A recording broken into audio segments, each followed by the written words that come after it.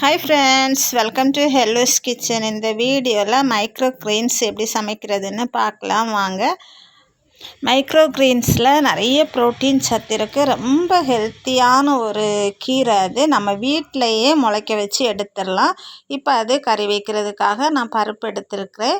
இந்த பருப்பு கூடவே குட்டி வெங்காயம், சாம்பார் வெங்காயம் ஒரு 10 மாதிரி உரித்து சேர்த்துக்கிடுறேன். கூடவே உரித்த பூண்டு 10 பல்கிட்ட சேர்க்க போகிறேன்.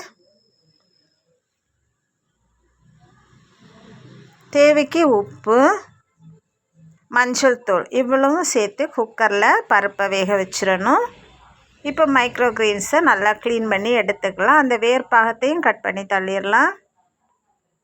இது சிறுபயிரில் முளைக்க வச்ச மைக்ரோ கிரீன்ஸ். இப்போ பருப்பு நல்லா வெந்துச்சு. இதை நல்லா கடைஞ்சி எடுத்துக்கணும்.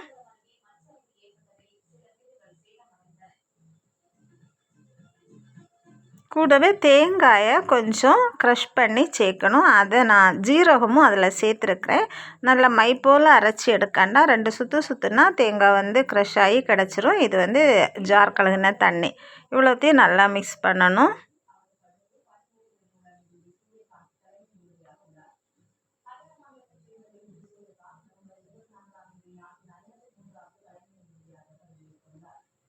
இந்த கன்சிஸ்டன்சிக்கு கிடைக்கும். இல்லை உங்களுக்கு இன்னும் தண்ணியாக வேணும்னா கொஞ்சம் கூட தண்ணி சேர்த்துக்கலாம்.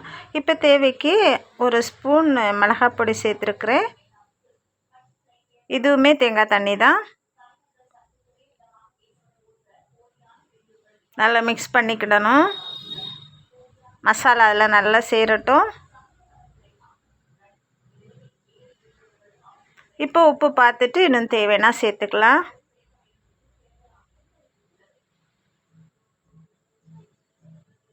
பாருங்கள், நல்லா கொதிக்க விடுங்க. மசாலா பருப்பு கூட சேர்ந்து பச்சை வாசனை போகட்டும். இந்த ஸ்டேஜில் கட் பண்ணி வச்சுருக்கிற மைக்ரோ கிரீன்ஸை சேர்க்கணும். இந்த மைக்ரோ கிரீன்ஸ் வீட்டில் ஈஸியாக சின்ன தட்டில் மண் கூட இல்லாமல் தண்ணியிலே வளர்த்தி எடுத்துலாம். ரொம்ப ப்ரோட்டீன் சத்து, ரொம்ப ஹெல்த்தியான ஒரு கீரை.